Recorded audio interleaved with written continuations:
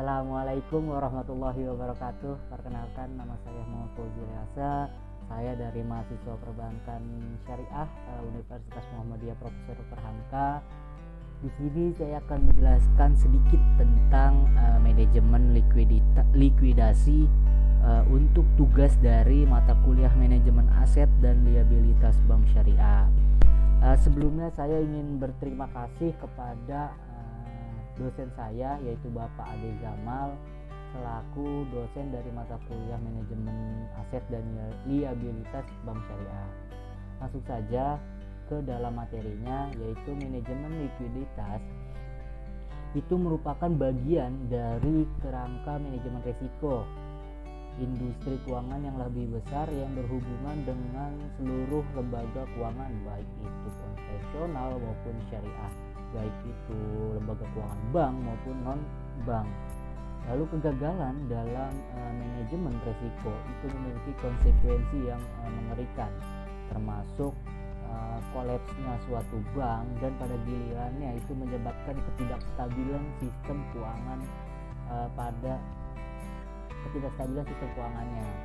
Lalu pada kenyataannya sebagian besar kegagalan bank itu disebabkan karena kesulitan mengelola masalah-masalah likuiditasnya. Ini juga yang menjadi alasan mengapa regulator itu sangat menaruh perhatiannya dengan posisi likuiditas suatu lembaga keuangan. Dan pemikiran regulator pada saat ini itu juga berpusat kepada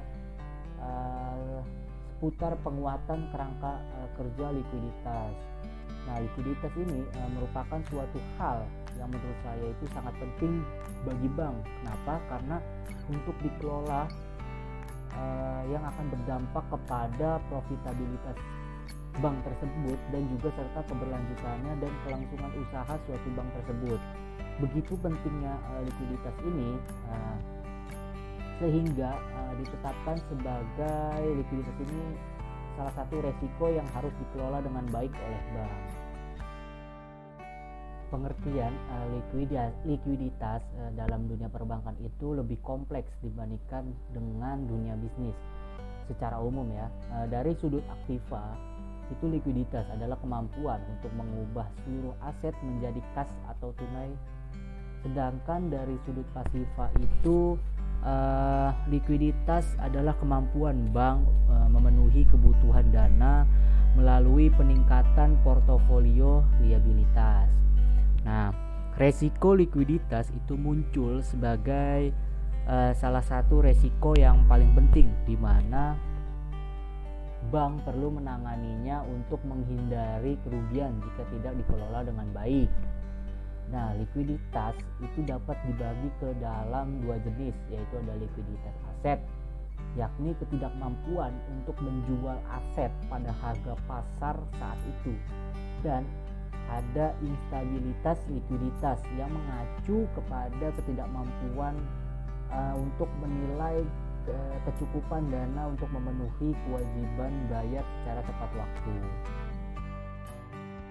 Sebagai lembaga keuangan, bank juga harus mengelola penawaran dan juga permintaan dengan tepat gitu, agar dapat menjalankan usahanya secara aman dan juga menjaga hubungan baik dengan pemangku kepentingan dan juga menghindari masalah resiko dari likuiditas. Nah, dua penyebab utama dari resiko likuiditas itu adalah ketidakseimbangan aset dan liabilitas dan juga mismatch maturitas yang dapat terjadi karena dua kondisi. Yang pertama itu ada aktiva lancar yang tersedia dalam porsi yang lebih besar daripada liabilitas volatil yang dikenal sebagai gap likuiditas. Lalu yang kedua itu ada jumlah perkiraan yang diperlukan pada sisi aktiva lebih tinggi dari jumlah dana perkiraan yang tersedia pada sisi liabilitas atau yang dikenal sebagai kebutuhan likuiditas.